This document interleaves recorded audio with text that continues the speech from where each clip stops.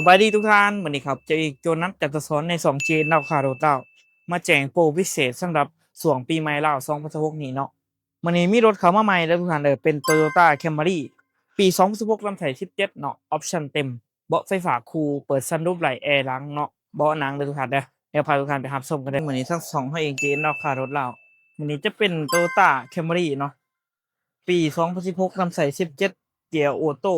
ออปชั่นเต็มเบาะไฟฟ้าปุ่มสตาร์ทแอร์หลัง สีขาวมุกกล่องจอครบ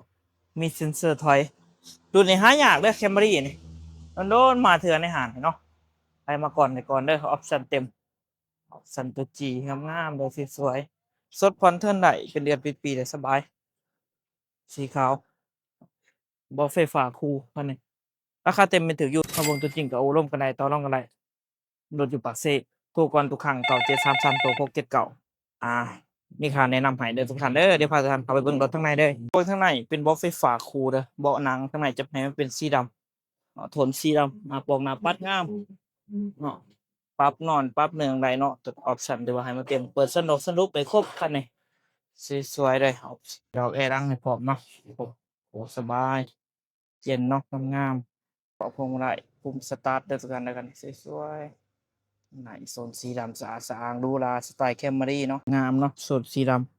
ำ แอร์แยกศอกแยกโซนเด้อจ้ะนี่เนาะสวยๆงามๆดับเบิลโอนี่งามสายเดิมแอร์ฮอตแอร์อุ่นได้ครบเดิมๆบ่ต่ำบ่เปลี่ยนหาประกันให้ปี16นำใส่17เด้อทุกท่านเด้อสกัวกระดิกกระแจที่ว่ามีครบเนาะทั้งถอกทั้งถ่ายเดิมๆบ่ต่ำบ่เปลี่ยนแน่นอนเหล็กจอกเหล็กจักรเหล็กทางนี่ครบข้างในของจักรแสดงของเครื่องจักรก็ถือว่าปกติเนาะตามสภาพรถมือสองอ่าบ่ต่ำบ่เปลี่ยนนะครับประกันให้คัน